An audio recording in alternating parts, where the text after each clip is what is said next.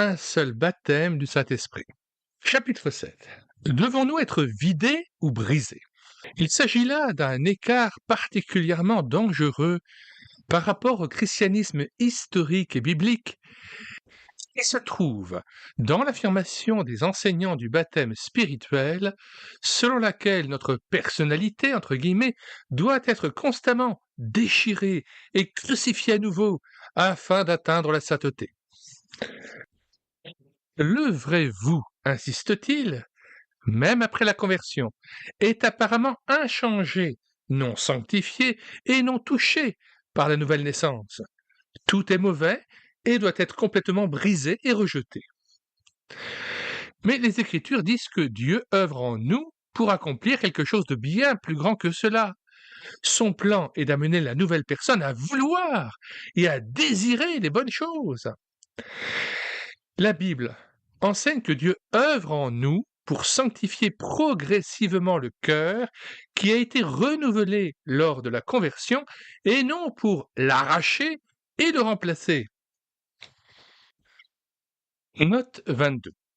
Certes, nous n'ignorons pas ce passage célébrissime d'Ézéchiel 36, verset 26. Je vous donnerai un cœur nouveau et je mettrai en vous un esprit nouveau. J'ôterai de votre corps le cœur de pierre et je vous donnerai un cœur de chair.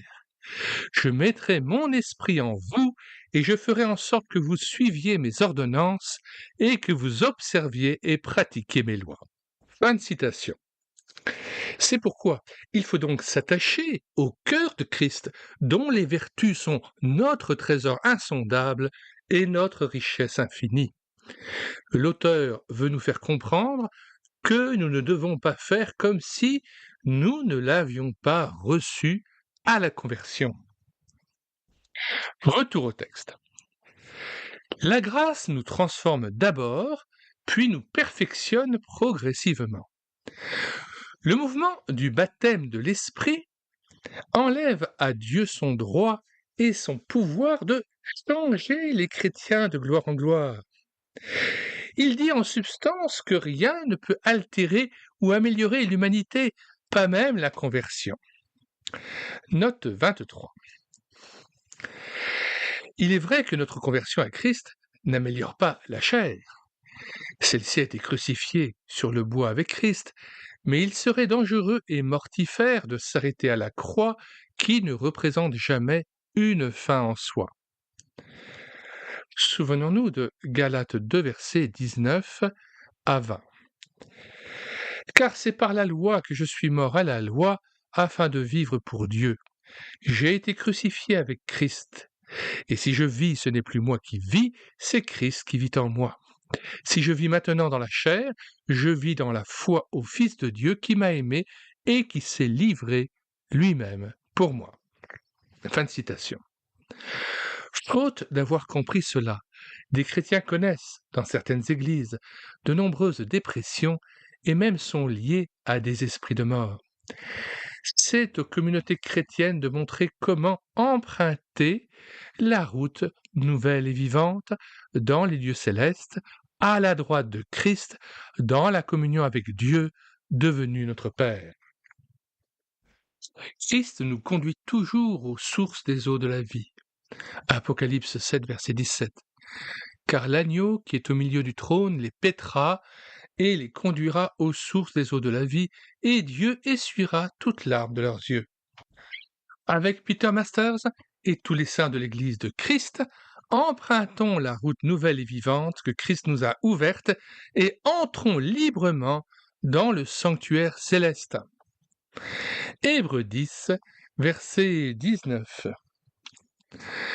Ainsi donc, frères, puisque nous avons au moyen du sang de Jésus une libre entrée dans le sanctuaire, par la route nouvelle et vivante qu'il a inaugurée pour nous au travers du voile, c'est-à-dire de sa chair, et puisque nous avons un souverain sacrificateur établi sur la maison de Dieu, approchons-nous avec un cœur sincère, dans la plénitude de la foi, les cœurs purifiés d'une mauvaise conscience et le corps lavé d'une eau pure. Retenons fermement la profession de notre espérance, car celui qui a fait la promesse est fidèle. Fin de citation. C'est donc l'esprit de résurrection qui doit régner dans l'Église. Éphésiens 2, verset 6, « Il nous a ressuscités ensemble et nous a fait asseoir ensemble dans les lieux célestes en Jésus-Christ, afin de montrer dans les siècles à venir l'infinie richesse de sa grâce par sa bonté envers nous en Jésus-Christ. » Nous refermons là la parenthèse, qui était peut-être un petit peu développée, mais qui était nécessaire pour bien comprendre la pensée de l'auteur de tout le texte. Le mouvement du baptême de l'Esprit prétend que nous ne pouvons être sanctifiés qu'en étant dépersonnalisés et entièrement pris en charge par l'Esprit. Si le moindre grain de nous-mêmes continue d'exister, la bataille sera perdue. Ce n'est que si nous devenons des vases complètement vides que la victoire peut avoir lieu. Tel est l'enseignement de la plupart des groupes prônant le baptême de l'Esprit et la sanctification automatique. Note 24. Rappelons aussi que le fait de se vider peut être un préalable à une invasion démoniaque. L'Esprit Saint ne nous dépossède jamais de notre esprit, mais vient habiter dans tout notre être, corps, âme et esprit, pour les transformer à l'image de Jésus-Christ. À aucun moment notre maison est comme un vase vide. Rappelons que Dieu nous a donné un esprit pour nous protéger aussi des influences occultes et invisibles. La passivité spirituelle et l'ouverture à des puissances mauvaises est souvent le préalable à une invasion des démons. Ne conseille-t-on pas à ceux qui veulent apprendre à parler en langue d'écarter leur raison et de laisser aller leur langue en l'ouvrant à l'esprit? Mais de quel esprit s'agit-il? C'est là le piège. Voir 1 Jean 4, versets 1 à 6, où Dieu ordonne de ne pas ajouter foi à tout esprit, mais de les éprouver pour savoir s'ils sont de Dieu. Prenons le temps de lire ce passage. Bien-aimés, n'ajoutez pas foi à tout esprit, mais éprouvez les esprits pour savoir s'ils sont de Dieu, car plusieurs faux prophètes sont venus dans le monde. Reconnaissez à ceci l'Esprit de Dieu. Tout esprit qui confesse Jésus-Christ venu en chair est de Dieu. Et tout esprit qui ne confesse pas Jésus n'est pas de Dieu, c'est celui de l'Antéchrist, ou de l'Antichrist, dont vous avez appris la venue, et qui maintenant est déjà dans le monde. Fin de citation. Lire et télécharger l'ouvrage de Georges Birch, Le ministère de délivrance, chapitre 8, sur la mise à l'épreuve des esprits de langue. Le ministère de délivrance, moyen pratique pour contrer l'œuvre de Satan. Aujourd'hui, nous en laissons le lien dans cette note 24, dans l'ouvrage que nous avons traduit pour vous, et dans les commentaires de cette vidéo. Mais reprenons la note 24. La mise en garde du Christ nous interpelle aussi dans Matthieu 12, verset 43. Lorsque l'esprit impur est sorti d'un homme, il va par des lieux arides, cherchant du repos, et il n'en trouve point. Alors il dit, je retournerai dans ma maison d'où je suis sorti. Et quand il arrive, il la trouve vide, balayée et ornée. Et là, on voit l'expression, il la trouve vide, qui fait écho aux propos de Peter Masters. Faut-il être vidé? D'où le danger de laisser notre maison vide. Relecture. Et quand il arrive, il la trouve vide, balayée et ornée. Il s'en va et il prend avec lui 7 autres esprits plus méchants que lui. Ils entrent dans la maison, s'y établissent, et la dernière condition de cet homme est pire que la première. Il en sera de même pour cette génération méchante. Fin de citation. Ajoutons à cela le fait que les religions orientales, à l'exemple des pratiques charismatiques et pentecôtistes, prônent une coupe en soi-même, afin de permettre de s'ouvrir à un autre monde, sans savoir que c'est bien un monde céleste souillé par les esprits mauvais auquel on s'ouvre et auquel on donne accès. De plus, si nous nous ouvrons à des esprits de langue, ce n'est pas à l'Esprit Saint que nous donnons accès, mais à des démons. Curieusement, le parler en langue est pratiqué aussi, hélas, en Orient et par les chamans de tous les pays. Fin de citation, fin de la note 24 et retour au texte, avec reprise de la phrase précédente.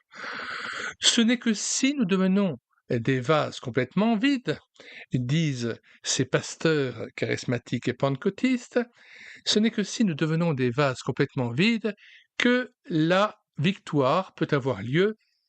Tel est l'enseignement de la plupart des groupes prônant le baptême de l'Esprit et la sanctification automatique. Comme presque toutes les idées de ces enseignants, ce concept est exactement le contraire de ce qui est enseigné dans les Écritures. Nous voyons dans la parole de Dieu que nous sommes des enfants de Dieu transformés, équipés par la nouvelle naissance de facultés spirituelles et d'une certaine puissance sur le péché. Nous avons certes toujours besoin de la puissance de Dieu et nous tomberons si nous agissons seuls, mais la vérité étonnante est que, aussi dignes que nous soyons, nous sommes spéciaux, différents et déjà particulièrement habilités à lutter contre le péché. Nous lisons la note 25 qui prend appui sur l'affirmation selon laquelle la parole de Dieu affirme que nous sommes des enfants de Dieu et qu'en tant que tels, nous pouvons être transformés de gloire en gloire à l'image de Jésus-Christ. Lisons ce passage de 2 Corinthiens 3, verset 17. « Or, le Seigneur, c'est l'Esprit, et là où est l'Esprit du Seigneur, là est la liberté. Nous tous qui le visage découvert contemplons, comme dans un miroir, la gloire du Seigneur, nous sommes transformés en la même image, de gloire en gloire, comme par le Seigneur l'Esprit. » Fin de citation, retour au texte.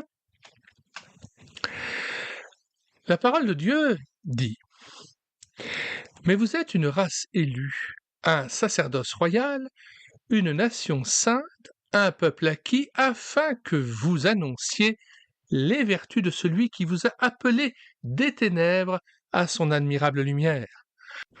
Vous qui, autrefois, n'étiez pas un peuple et qui êtes maintenant le peuple de Dieu. Vous qui n'aviez pas obtenu miséricorde et qui maintenant avez obtenu miséricorde. » 1 Pierre 2, versets 9 à 10. Nous devons apprécier notre merveilleux statut, entre guillemets, de fils et de membres de la famille céleste. Nous ne sommes pas sauvés pour être des zombies, des marionnettes ou des robots. Nous ne sommes pas nés de nouveau pour être des vases vides. Note 26. Romains 13, verset 13. Marchons honnêtement comme en plein jour, loin des excès et de l'ivrognerie, de la luxure et de l'impudicité, des querelles et des jalousies. Mais revêtez-vous du Seigneur Jésus-Christ et n'ayez pas soin de la chair pour en satisfaire les convoitises. Fin de citation.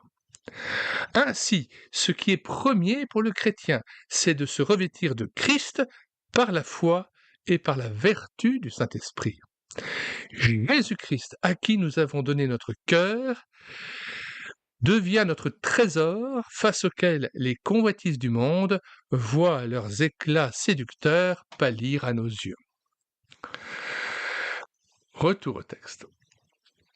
Il est essentiel de réaliser que dans la sanctification, Dieu nous traite comme des enfants. Le système de sanctification par le baptême de l'Esprit passe complètement à côté de ce point.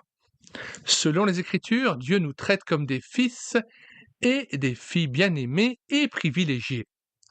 Lors de la conversion, il nous a tous rendus uniques et spéciaux, et c'est sa volonté que chacun de ses enfants s'efforce volontairement de lui plaire et de le servir avec ses propres facultés, nées de nouveau, ainsi qu'avec l'aide puissante de l'Esprit.